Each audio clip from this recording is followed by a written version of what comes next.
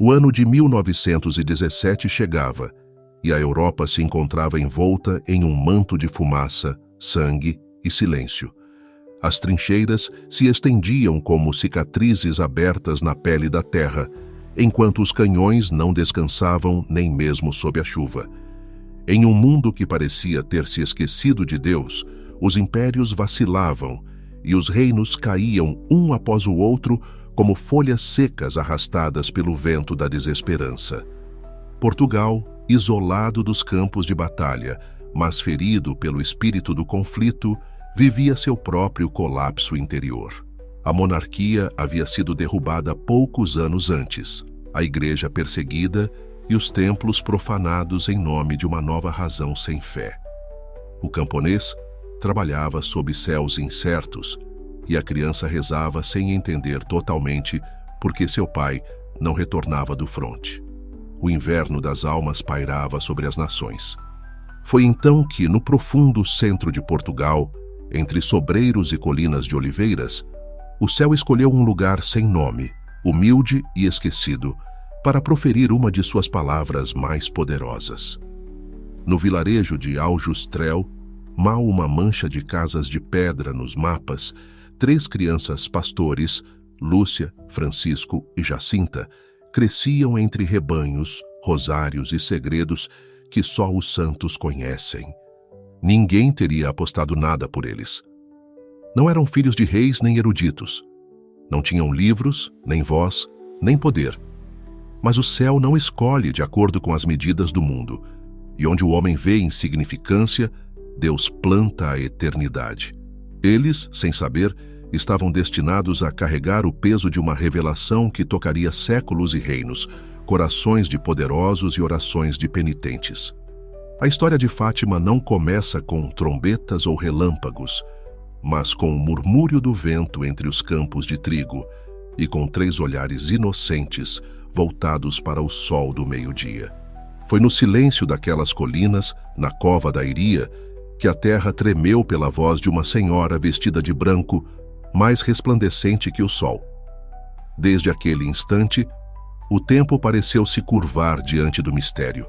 O mundo não soubera disso então, mas algo havia mudado.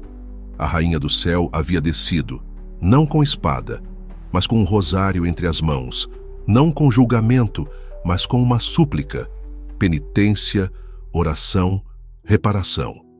Um novo capítulo se abria para a humanidade, e sua primeira página foi escrita com lágrimas, luz e silêncio. Esta é a história daquela mulher mais pura que a alvorada, que escolheu a terra dos humildes para falar ao coração do mundo. Esta é a história de Fátima, onde o céu se tornou próximo e onde o sol dançou diante de milhares de olhos para confirmar que a luz não será vencida pela noite. No coração de Portugal, onde os caminhos de terra se perdem entre colinas verdes e pastos salpicados de flores silvestres, erguia-se o pequeno vilarejo de Aljustrel, como um sussurro de um tempo parado. Ali, entre galinhas que bicavam o pó e o murmúrio constante dos grilos ao cair da tarde, nasceram 3 crianças de olhar puro e alma vasta: Lúcia, Francisco e Jacinta. Lúcia dos Santos, a mais velha, era uma menina de 10 anos, com o rosto moreno e olhos serenos, filha de lavradores. Sua voz tinha doçura, mas também uma firmeza que ninguém explicava em uma criança tão jovem. Ela tinha o dom de explicar as coisas com clareza, como se falasse de um lugar mais alto, mais profundo. Jacinta, sua prima, tinha apenas 7 anos, mas possuía uma sensibilidade que cortava o ar. Chorava com facilidade, cantava com devoção e rezava como se visse quem invocava. E Francisco, irmão de Jacinta, era quieto como os mais velhos da aldeia, contemplativo, quase ausente, mas com um sorriso que brilhava como o reflexo da água ao amanhecer. Os dias passavam entre o campo, cuidando das ovelhas sob o sol. Entre brincadeiras, rosários e canções simples, os 3 compartilhavam um mundo invisível que apenas os puros de coração podem perceber. Às vezes, ao pé de um oliveiral, Lúcia contava histórias de santos e mártires, enquanto Francisco tocava sua flauta feita à mão e Jacinta colhia flores para oferecer à Virgem na capela do vilarejo. Foi em um desses dias de primavera, quando o céu parecia mais azul do que nunca, que algo mudou. Lúcia, sussurrou Jacinta enquanto colhia margaridas. Você sentiu isso? A menina levantou os olhos. O ar tinha mudado. Não era mais a brisa habitual do campo, mas um silêncio que parecia descer do alto, envolvendo tudo com uma quietude sobrenatural. Francisco, que observava o horizonte, apontou com o dedo. Ali, murmurou ele. Olha, à frente do maior sobreiro, uma figura luminosa se formou, branca como a neve, mais clara que o sol. Não era humana, mas também não causava medo. Era um jovem belo, de rosto impossível de descrever, que irradiava pureza e solenidade. Ele não falava com palavras, mas com uma linguagem que se sentia na alma. Era o anjo da paz. Ele se ajoelhou e, inclinando a cabeça ao chão, disse com voz grave e amorosa: Orem comigo. E ensinou-lhes esta oração: Meu Deus, eu creio, adoro, espero e amo-vos. Peço perdão por aqueles que não creem, não adoram, não esperam e não vos amam. Os três, sem entender completamente o que viviam, sentiram-se envoltos em uma presença tão forte que mal podiam se mover. O tempo parecia ter parado. O anjo se despediu prometendo voltar, e com um sopro, desapareceu como o orvalho ao amanhecer. Nos dias seguintes, guardaram o segredo com zelo. Quem poderia entendê-los? Que adulto acreditaria que um anjo descia sobre a cova da Iria para ensiná-los a orar e a sofrer em reparação pelos pecados do mundo? Mas não foi a última visita. Ao longo do ano de 1916, o anjo voltou mais 2 vezes. Em uma delas, ofereceu-lhes a sagrada hóstia e ensinou-lhes a comunhão espiritual, preparando-os, sem ainda dizer, para algo maior. Algo que viria do céu e que o mundo inteiro acabaria por conhecer. Lúcia chorava após cada encontro. Jacinta ficava em silêncio por um longo tempo e Francisco se afastava sozinho para rezar, contemplando as árvores como se nelas pudesse ver a eternidade. Uma tarde, enquanto descansavam junto a um riacho, Jacinta rompeu o silêncio. Lúcia, você acha que a Virgem também virá? Lúcia hesitou. Aquela ideia a visitara em sonhos, mas ela temia dizê-la. Se Deus quiser, talvez nos diga o anjo. Francisco, sem tirar os olhos da água, acrescentou em voz baixa: Eu não preciso saber, basta que ela venha. Assim passaram os dias, entre a inocência da infância e a sombra de um mistério que crescia como um fogo suave em seus corações. Algo se aproximava. Algo imenso, terrível e belo, como só o que vem do alto. E no céu de Fátima, a história começava a escrever sua primeira linha com tinta de luz. No dia 13 de maio de 1917, o amanhecer foi ameno e claro, como se o céu estivesse segurando a respiração. Na cova da Iria, onde a grama crescia sob os passos das ovelhas lentas e a brisa tinha o cheiro de terra recém-laborada, os 3 pequenos pastores saíram como de costume, com suas mochilas de pão e queijo, mantas ao ombro e rosários nos bolsos. Lúcia caminhava à frente, cantando suavemente as ladainhas que sua mãe lhe havia ensinado. Francisco ia um pouco atrás, em silêncio, como se ouvisse vozes que não eram deste mundo. Jacinta, que pulava entre poças e flores silvestres, de repente parou. Lúcia, disse em voz baixa, você viu o céu? O céu, sem qualquer aviso, havia se tornado mais branco. Não era a cor habitual das nuvens, mas uma clareza diferente que inundava tudo sem cegar. O ar ficou denso, cheio de algo que não podia ser nomeado, como quando uma igreja se enche de incenso antes da missa maior. Então aconteceu. Acima do sobreiro mais baixo do campo, uma luz desceu como uma onda serena e pura. Dentro daquela luz, mais intensa que o meio-dia, mas sem ferir a vista, surgiu uma figura. Não era um anjo como antes, era uma mulher. Ela usava um manto branco que caía até seus pés, bordado com ouro. De suas mãos pendia um rosário, e seu rosto tinha a beleza do eterno, a doçura de uma mãe e a majestade de uma rainha. Ela estava envolta em uma luz que não vinha do sol. Lúcia, tremendo, foi a primeira a falar. "De onde é a senhora?" perguntou com a voz trêmula, como a chama de uma vela. A senhora sorriu e sua voz, suave como a água em uma pedra antiga, respondeu: "Sou do céu." Jacinta, com os olhos grandes e brilhantes, se apertou contra sua prima. Francisco não disse uma palavra, mas caiu de joelhos sem tirar os olhos da visão. Lúcia tomou coragem. "O que a senhora quer de nós?" A senhora baixou o olhar com ternura. "Venho pedir que venham aqui durante 6 meses seguidos, no dia 13, a esta mesma hora. Depois vos direi quem sou e o que quero. Depois voltarei uma 7ª vez." Os 3 se olharam. Jacinta se abraçava. Francisco fechava os olhos como quem ouve música invisível. Lúcia então perguntou, com a voz embargada pela emoção: "Vamos para o céu?" "Sim", respondeu a senhora. "Jacinta e Francisco irão em breve. Você ficará aqui mais um tempo. Jesus quer se servir de você para fazer-me conhecer e amar." Lúcia abaixou a cabeça. O peso daquela missão doía mais do que qualquer outra coisa. "Terei que ficar sozinha?" A senhora sorriu com uma ternura infinita. "Não, filha. Você sofre muito? Não perca o ânimo. Eu nunca te abandonarei. O meu imaculado coração será o seu refúgio e o caminho que te conduzirá até Deus." E então, como se o céu se abrisse só para as crianças, a Virgem estendeu as mãos. De suas mãos saíram feixes de luz que envolveram os 3 pastores. A luz não queimava, mas atravessava a alma.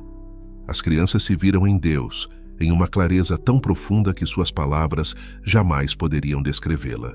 Caídos de joelhos, recitaram a oração que brotou de seus lábios, como se sempre soubessem: "Ó Santíssima Trindade, eu vos adoro. Meu Deus, eu vos amo no Santíssimo Sacramento do altar." A senhora, ao se elevar aos poucos, lhes disse: "Rezem o rosário todos os dias para alcançar a paz no mundo e o fim da guerra." E então desapareceu, como os sonhos se dissolvem ao despertar, deixando no ar um perfume de céu e no chão as pegadas do sagrado. As crianças ficaram ali, ajoelhadas, sem falar por muito tempo. Quando finalmente puderam se mover, Francisco foi o primeiro a se levantar. Ele esfregou os olhos. "Era a Virgem", murmurou. Jacinta assentiu, sem poder falar, com as lágrimas correndo pelo rosto. Lúcia ainda olhava o sobreiro, que parecia mais verde, mais vivo. Ninguém acreditou quando contaram o que haviam visto. Foram ridicularizados, ameaçados, interrogados, mas eles não negaram nada. Sabiam em seus corações: o céu havia descido à terra e eles haviam sido escolhidos. A história, como uma brasa oculta sob a cinza, começava a se acender. Após a primeira aparição, o boato se espalhou por Aljustrel como fogo em palha seca. Alguns tomaram com reverência surpresa, outros com zombarias, e não faltaram aqueles que afiavam a desconfiança como uma lâmina. Nas cozinhas, falava-se entre dentes. Nos caminhos, os olhos dos adultos se voltavam com desconfiança para as crianças. Ninguém ficava indiferente ao que acontecera na cova da Iria. Lúcia, Jacinta e Francisco continuavam suas vidas. O campo, as ovelhas, o rosário, mas algo havia mudado. O encontro com a Senhora de Luz deixou uma marca invisível que ardia em seus corações. Rezavam com mais fervor, ofereciam sacrifícios pequenos, pela conversão dos pecadores, e em seus olhos brilhava um fogo que os adultos não conseguiam entender. Mas o mundo, quando não compreende, ataca. Certo dia, enquanto Lúcia ajudava sua mãe a encher baldes de água, a mulher lhe disse com um tom seco: "Por que você continua inventando essas histórias, menina? Está trazendo vergonha para esta casa." Lúcia abaixou os olhos, apertando os dedos contra o balde de latão. "Mãe, eu não estou mentindo. Ela veio do céu." A mulher suspirou, furiosa e assustada. "Isso só as loucas ou as possuídas dizem. Chega disso." Na casa dos Marto, a reação foi diferente. Tiago, o pai de Jacinta e Francisco, era um homem de poucas palavras. Ao ouvir o relato, ele esfregou a barba em silêncio e disse: "Se for mentira, passará, e se for verdade, que seja o que Deus quiser." Mas nem todos mostraram tanta serenidade. A administração civil, com forte ideologia anticlerical, tomou o assunto como um problema. O prefeito de Vila Nova de Ourém, Arthur de Oliveira Santos, homem orgulhoso e inimigo jurado da religião, ordenou uma investigação. "3 crianças vendo a Virgem", zombou ele. "Melhor elas irem para a prisão." No dia 13 de junho, as crianças retornaram à Cova da Iria. Desta vez, quase 50 pessoas as acompanharam. O ambiente estava carregado de expectativa e o céu estava limpo como um espelho. A Virgem apareceu novamente. Dessa vez, ela ensinou as crianças a oferecer seus sofrimentos pela salvação dos pecadores. Lúcia, com lágrimas nos olhos, pediu por um milagre. "Mãe, por favor, faça algo para que acreditem em nós." A senhora assentiu com ternura. "Em outubro, farei um milagre para que todos acreditem." As crianças repetiram essas palavras. Mas em vez de calar as dúvidas, elas geraram um turbilhão. A multidão crescia mês após mês. Os comentários se multiplicavam e a tensão alcançou seu auge em agosto. Naquele mês, o prefeito tomou uma decisão drástica. Enviou uma carruagem para buscar as 3 crianças. Elas iriam para a prisão. Jacinta chorava inconsolável. Francisco segurou sua mão. "Não chore, Jacinta", disse ele com ternura. "Já dissemos sim à senhora. Ela não nos abandonará." Os separaram em celas distintas. Disseram-lhes que seriam mergulhadas em óleo fervente, mas nenhuma delas negou o que viu. Lúcia, à beira das lágrimas, repetia: "Mesmo que me matem, não direi que foi mentira." Passaram-se longas horas, talvez dias. Quando finalmente foram soltas, exaustas, mas firmes, a notícia percorreu a região como um trovão. Aquele valor infantil desarmou até os mais céticos. No dia 13 de setembro, mais de 20.000 pessoas se reuniram na cova. E embora o sol estivesse alto, uma chuva de pétalas brancas caiu do céu, desaparecendo antes de tocar o solo. Alguns viram luzes, outros sentiram paz. Mas o mais impressionante foi o silêncio. Um silêncio que parecia vir do além. E assim, entre insultos e aplausos, interrogações e rosários, as crianças continuavam caminhando para o dia prometido. Cada passo era uma cruz, cada oração um escudo. O mundo as julgava, mas elas já não pertenciam totalmente ao mundo. No topo daquele ano estranho e sagrado, algo estava se preparando. Algo que faria tremer tanto o céu quanto a terra. No dia 13 de outubro de 1917, amanheceu sob uma chuva densa, quase cruel. A terra da Cova da Iria, antes firme sob os passos dos pastores, se transformou em um lamaçal. Mas nem a lama nem o frio puderam deter as multidões. Desde antes do amanhecer, começaram a chegar em grande número.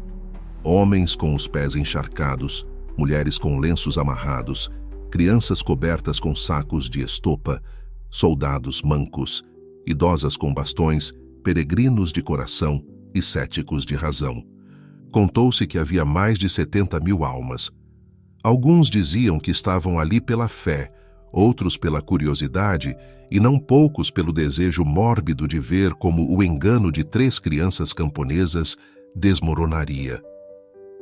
Entre o murmúrio das orações e o martelar da chuva sobre os guarda-chuvas, os olhos se voltavam para o céu cinza, como se esperassem que algo, o impossível, acontecesse.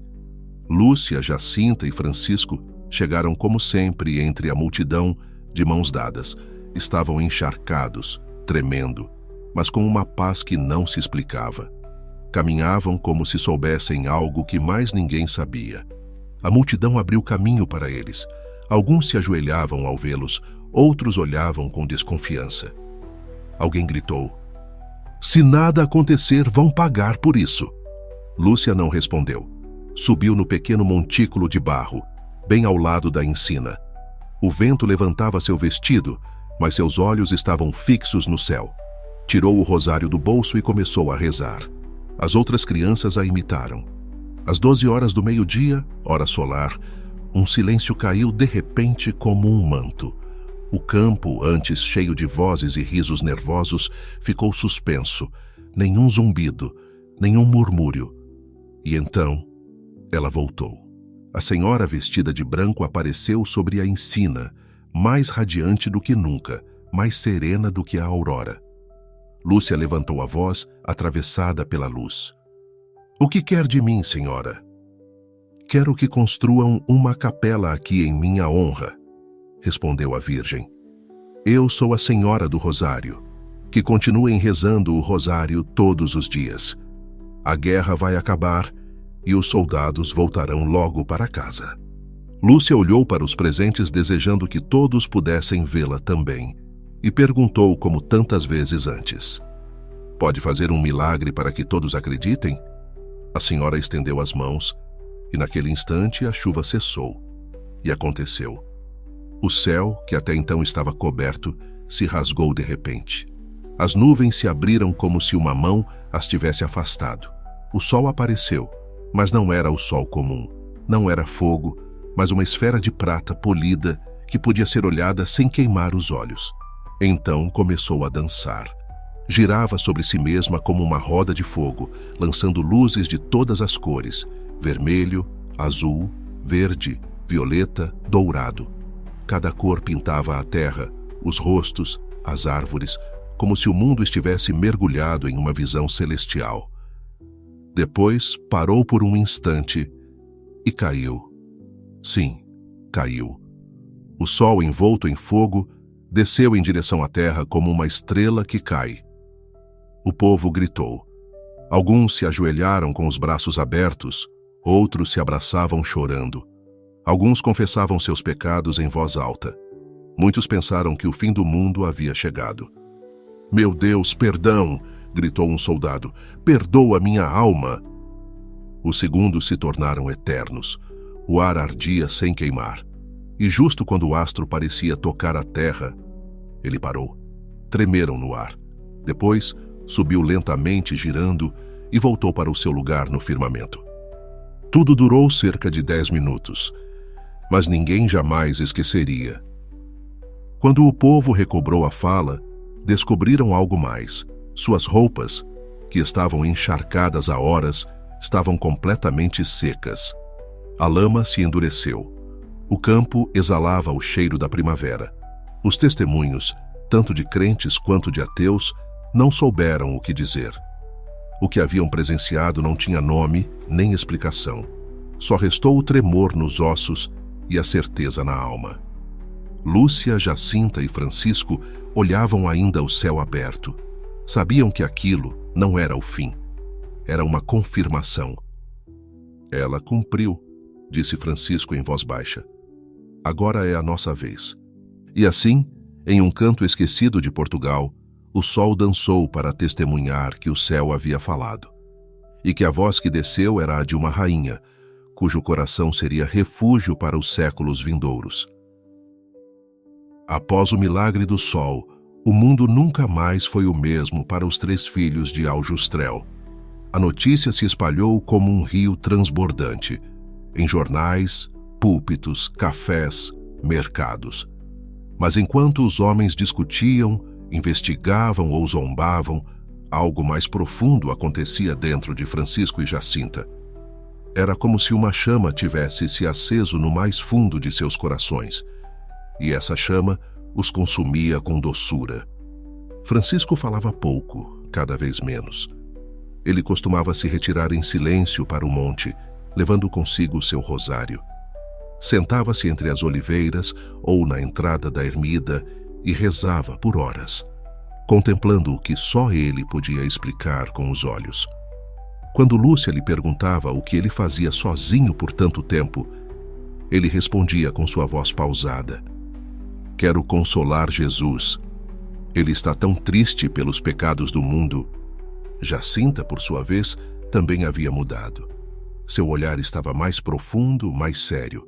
Rezava quase sem descanso. Frequentemente oferecia seus pequenos sacrifícios, recusava doces, dormia sem coberta, suportava em silêncio as repreensões. Quando perguntavam o porquê, ela respondia: "É pelos pecadores, para que não vão para o inferno." Lúcia a ouvia comovida. Um dia, enquanto os 3 crianças recolhiam lenha, Jacinta parou de repente. Suas bochechas estavam pálidas. "Lúcia", disse com a voz baixa, "a Virgem me falou esta noite." Lúcia se virou expectante. "O que ela te disse?" "Que vou morrer em breve, mas que vou sofrer muito antes, e que oferecerei essa dor pelos pecadores." Lúcia ficou sem palavras. Olhou para a prima com uma mistura de ternura e espanto. Jacinta, no entanto, não mostrava medo. Apenas uma paz serena, como se já vivesse além desta terra. Pouco depois, Francisco adoeceu. Era o ano de 1918. A gripe espanhola, aquela sombra escura que atravessava a Europa após a guerra, chegou também a Aljustrel. O menino, recolhido em sua cama de tábuas, mal falava. Rezava, oferecia cada febre, cada calafrio. Um dia chamou Lúcia: "Não demore em vir, por favor, porque vou em breve para o céu e quero comungar antes." Lúcia correu para chamar o sacerdote. Francisco recebeu a comunhão com lágrimas nos olhos. Naquela noite, enquanto o vento batia na janela, partiu em silêncio. Tinha 11 anos. Morreu como viveu, em oração, envolto em uma luz que só os santos conhecem. Jacinta, enfraquecida pela mesma doença, sofreu ainda mais. Foi levada para hospitais, separada da família, submetida a operações dolorosas sem anestesia. Não se queixava. Dizia que oferecia tudo pela conversão dos pecadores e pelo Santo Padre. Em um de seus últimos dias em Lisboa, no hospital onde estava sozinha, pediu um confessor. Mas o sacerdote não chegou a tempo. Morreu sem poder comungar, com o rosto voltado para a janela. "Vê essa luz, Lúcia", havia dito em uma de suas visões. "É o Imaculado Coração de Maria que me chama." Ela tinha apenas 9 anos. Os 2 pastorzinhos, simples como o trigo que cresce sem ser visto, foram recolhidos pelo céu como ofertas puras. Não com honrarias ou títulos, mas com a doçura reservada àqueles que amaram sem medida. Lúcia, ao ficar sozinha, sentiu o peso do mundo sobre seus ombros, mas também soube, com uma certeza que não podia ser explicada, que a história não tinha terminado. Só tinha acabado de começar. Os pequenos mártires de Fátima não morreram em vão. Semearam com seu sangue invisível o caminho que levaria milhões ao coração da rainha que os havia visitado. E de lá de cima, como estrelas que nunca deixam de brilhar, continuariam a acompanhar aqueles que ainda caminham entre lágrimas e esperança. Quando Jacinta e Francisco partiram para o céu, Lúcia ficou sozinha entre os ecos do eterno e a poeira do cotidiano. Ainda não era uma mulher, mas seu olhar já não era de criança. Tinha 12 anos e sobre seus ombros pesava o segredo de Fátima, como se carregasse em seu peito o sussurro de Deus guardado em uma caixa que ninguém mais podia abrir. A vida em Aljustrel tornou-se mais difícil. A fama, as visitas, os rumores, as tensões com as autoridades civis e religiosas e o peso do silêncio imposto pela Virgem a tornaram alvo de incompreensões. Sua mãe, ainda cética, impacientava-se com sua tristeza. O povo murmurava. E embora muitos a venerassem, outros não viam nela mais do que uma criança que alterava a paz. Foi então que chegou a decisão. Lúcia deveria partir. Com a bênção do bispo de Leiria, Dom José Alves Correia da Silva, e sob acordo discreto com as religiosas doroteias, Lúcia foi levada para longe, em segredo, sob outro nome, para um internato em Porto. Ali, começou uma vida de reclusão, obediência, oração e silêncio. Ninguém sabia quem era a jovem do convento. Ninguém, exceto Deus e sua mãe. Os anos passaram e o fogo dentro dela não se apagava. Pelo contrário, ardiam ainda mais. Em 1925, Lúcia recebeu outra visita do céu. Estava em Pontevedra, Galícia, quando a Virgem lhe apareceu novamente, desta vez com o menino Jesus nos braços. Era o chamado à devoção reparadora dos primeiros sábados, com a promessa de consolo para o Imaculado Coração. "Olha, minha filha", disse Maria, com voz grave e maternal. "Veja meu coração, rodeado de espinhos que os homens ingratos me cravam sem cessar, com blasfêmias e falta de gratidão. Tu, ao menos, consola-me." Lúcia caiu de joelhos. O menino também falou com voz grave e clara. "Tenha compaixão do coração da sua Santíssima Mãe." A consigna era clara: confissão, comunhão, rosário e 15 minutos de meditação nos 5 primeiros sábados consecutivos, oferecidos como reparação. Era o remédio do céu para a ingratidão da terra. E não seria a última vez. 4 anos depois, em 1929, já como religiosa no convento de Tui, Espanha, Lúcia recebeu outra visão transcendental. A Virgem apareceu ao lado da Santíssima Trindade e transmitiu uma mensagem ainda mais solene. Havia chegado o momento de pedir formalmente a consagração da Rússia ao Imaculado Coração de Maria pelo Papa, em união com todos os bispos do mundo. "Se atenderem aos meus pedidos", disse a Senhora, "a Rússia se converterá e haverá paz.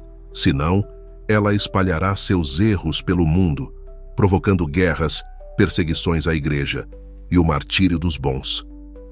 Lúcia anotou cada palavra. Mas, quando as apresentou à hierarquia eclesiástica, encontrou silêncio, atrasos, ceticismo e burocracia. A espera tornou-se penitência. Passaram-se anos, décadas. Lúcia tomou o hábito carmelita em Coimbra, sob o nome de Irmã Maria Lúcia do Imaculado Coração. Em sua cela de paredes brancas, tecia rosários e escrevia com tinta azul em cadernos sem margens. Vivia na sombra, sem voz pública, enquanto o mundo ardia em guerras e tensões. Durante todo esse tempo, os segredos de Fátima, especialmente o chamado Terceiro Segredo, eram objeto de controvérsia. Seria um anúncio do fim do mundo, de uma crise dentro da Igreja, de uma profecia selada? Lúcia permanecia em silêncio. Só falava quando Roma o pedia, mas em seu coração, como numa custódia oculta, ardia a presença da Virgem e o peso de uma mensagem ainda incompreendida. O tempo, porém, não era seu inimigo. A obediência, seu escudo, o silêncio, sua espada. Da clausura, Irmã Lúcia acompanhou com oração o século mais turbulento da história. Guerras mundiais, perseguições, apostasia, concílios, atentados, e nunca deixou de rezar pela Igreja e pela humanidade. Ela era a última testemunha viva do céu na terra. E embora seu rosto se enrugasse e seus passos se tornassem lentos, o brilho de seus olhos permanecia intacto. Como uma lâmpada acesa pela própria Virgem, não se apagou até ter iluminado a história com o fulgor da verdade que o mundo ainda não compreendeu totalmente. Durante anos, o terceiro segredo de Fátima pairou como uma nuvem densa sobre a Igreja e sobre o mundo. Selado em um envelope fechado, conhecido apenas por alguns poucos dentro do Vaticano, alimentava rumores, expectativas e temores. O que continha aquela mensagem que a Virgem confiou a uma menina em 1917 e que deveria ser revelada depois de 1960? Lúcia, por sua vez, guardava o silêncio. Jamais pronunciava uma palavra além daquelas que lhe foram ordenadas. No convento de Coimbra, enquanto o mundo especulava, ela rezava. Permaneceu fiel à missão recebida dos céus, com uma serenidade que só a certeza de ter visto o rosto da Mãe de Deus pode proporcionar. O segredo havia sido escrito por sua mão em 1944, após uma noite de profunda angústia, quando a obediência se sobrepôs ao medo. Ela o entregou ao bispo de Leiria, sob a condição dada pela própria Virgem, que não fosse aberto até que chegasse o momento oportuno e, no mais tardar, após o ano de 1960. Os anos passaram. O mundo se estremecia entre guerras, revoluções, ameaças nucleares. A Igreja vivia seus próprios terremotos e a profecia, selada, aguardava. Foi o atentado de 13 de maio de 1981, o mesmo dia, hora e mês da primeira aparição, que desencadeou um novo giro na história. Na Praça de São Pedro, um disparo quase fatal feriu o Papa João Paulo II. Os médicos afirmaram que sua vida estava por um fio, mas o pontífice, após sobreviver milagrosamente, declarou: "Uma mão disparou, mas outra guiou a bala." Essa outra mão, para ele, era a de Nossa Senhora de Fátima. No ano seguinte, o Papa visitou Fátima. Rezou longamente. Deixou a bala que havia atravessado seu corpo como oferenda, e em seu coração amadureceu uma decisão: revelar ao mundo o que tantos aguardavam. Em 2000, o Vaticano publicou o conteúdo do terceiro segredo. Não se tratava, como alguns temiam, de uma predição apocalíptica no sentido literal, mas de uma visão profética. Lúcia havia visto uma montanha escarpada, ao pé da qual se estendia uma cidade em ruínas, cheia de cadáveres simbólicos de mártires e fiéis. Um bispo vestido de branco caminhava com passo trêmulo entre os escombros, rezando pelas almas dos mortos, até cair abatido por disparos de armas e flechas, junto com muitos outros religiosos. Uma cena de dor, de provação, mas também de intercessão, de fidelidade. Não é um filme do futuro, explicou o então cardeal Ratzinger. É uma imagem simbólica do drama espiritual do século XX. A mensagem não falava de catástrofes inevitáveis, mas da necessidade de conversão. A batalha não era de bombas, mas de almas. O verdadeiro campo de combate era o coração humano. Lúcia, ao saber que o segredo havia sido revelado, não acrescentou uma palavra, mas em suas cartas posteriores confirmou o essencial: que a mensagem de Fátima não estava concluída na letra da visão, mas continuava viva no seu apelo à penitência, à oração, à consagração, à fidelidade ao Evangelho. Os homens buscavam datas, nomes, acontecimentos visíveis. A Virgem falava de almas, de sacrifícios escondidos, de rosários rezados em silêncio. A verdadeira batalha seguia seu curso, longe do barulho, mas perto do céu. E enquanto isso, Lúcia, a portadora do segredo, continuava escrevendo cartas com caligrafia simples, atendendo a peregrinos discretamente e oferecendo sua vida pela salvação do mundo. Aos olhos do mundo, era uma anciã mais em clausura. Aos olhos do céu, era o eco vivo de uma promessa que ainda não terminou de se cumprir. Por fim, o meu imaculado coração triunfará.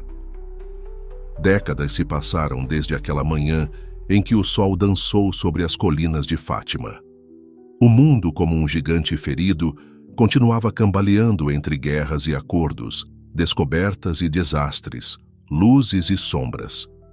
E, no entanto, nas profundezas da história, algo sagrado continuava a pulsar, como uma chama que se recusa a apagar-se, mesmo na noite mais escura. Era a promessa de Maria: por fim, o meu imaculado coração triunfará. Mas onde se cumpria esse triunfo? Talvez em palácios, grandes conversões públicas, manchetes de jornais? Não. O triunfo do Imaculado Coração de Maria não chegava com estrondo, mas com a delicadeza de uma gota que cai constantemente sobre a pedra da alma. Lúcia compreendeu isso em seu silêncio. Já idosa, sua vida era uma contínua oferenda. Ela não precisava sair do convento. De lá, tecia rosários, escrevia com a mão trêmula e repetia sem descanso as ladainhas do coração. Sabia que o mundo se debatendo entre forças invisíveis, mas também sabia que o céu nunca abandona a obra que iniciou. A devoção ao Imaculado Coração se espalhava em pequenas igrejas e catedrais majestosas, em casas humildes, em famílias quebradas, em países perseguidos. Milhões começaram a se consagrar a Maria, a rezar o rosário, a reparar os pecados do mundo. Lentamente, como a aurora que rompe a névoa, a mensagem de Fátima começava a germinar. Em 1984, o Papa João Paulo II, o mesmo que fora ferido no dia do aniversário da primeira aparição, consagrou o mundo, e particularmente a Rússia, ao Imaculado Coração de Maria, em união com os bispos do mundo. Ele o fez solenemente, com lágrimas nos olhos, diante da imagem de Nossa Senhora de Fátima levada ao Vaticano. E algo mudou. Em poucos anos a cortina de ferro se rachou. Muros que pareciam eternos caíram. As ideologias que negavam a Deus começaram a desmoronar. O que a política e as armas não conseguiram, uma mãe de um lugar escondido alcançou por meio da oração dos pequenos. Mas o triunfo do Imaculado Coração não é apenas um evento histórico. É uma batalha diária. Ocorre quando um pai volta a rezar o rosário com seus filhos, quando uma jovem consagra sua pureza, quando um idoso oferece seu sofrimento em silêncio, quando um coração se rende ao perdão, quando se vai ao confessionário, quando se abraça a cruz sem rancor. Fátima não passou. Fátima vive. E Maria continua esperando o sim de cada alma, esperando que os corações se refugiem no seu, como os filhos buscam abrigo sob o manto da mãe. Lúcia partiu para o céu no ano de 2005. Ela tinha 97 anos. Morreu em paz, envolta em oração, como uma lâmpada que se apaga lentamente após ter iluminado toda uma era. Mas antes de partir, deixou um eco que ainda ressoa. A conversão do mundo não virá por discursos, mas por corações que amem e repararem. Hoje, em Fátima, milhões de pessoas se reúnem todos os anos. Alguns buscam milagres, outros consolo, mas todos são chamados a algo mais profundo: fazer parte do triunfo de Maria, não como espectadores, mas como almas acesas. Porque o seu coração não triunfa com espadas, mas com rosários, não com tronos, mas com sacrifícios, não com barulho, mas com amor. E no final, quando a poeira do mundo se acalmar e as estrelas derem passagem à luz que não se apaga, se cumprirá o que a Senhora disse ao lado da encina: meu Imaculado Coração será o teu refúgio e o caminho que te conduzirá até Deus. Em algum canto do mundo, todos os dias, uma vela se acende diante de uma imagem da Virgem.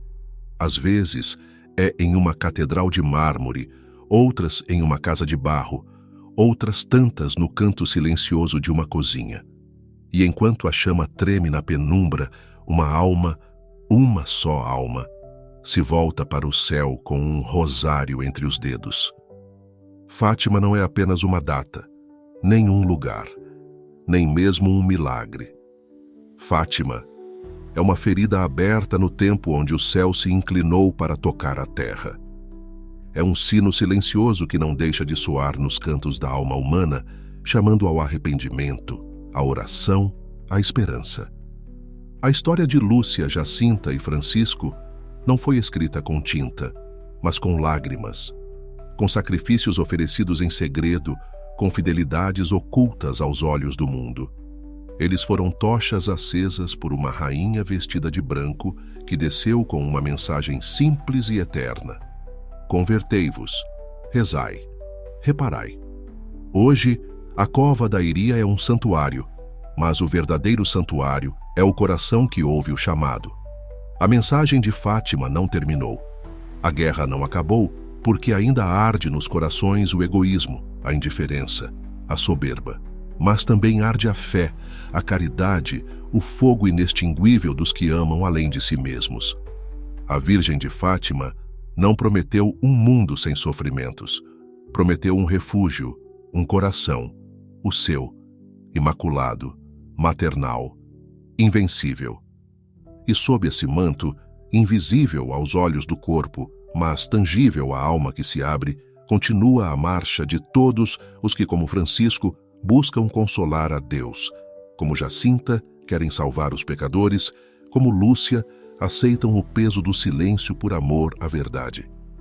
Não há fim nesta história, porque cada vez que alguém se ajoelha com um rosário, cada vez que se oferece um ato de amor oculto, cada vez que uma alma se rende ao coração de Maria, então Fátima recomeça. E a Senhora da Ensina, do alto, sorri.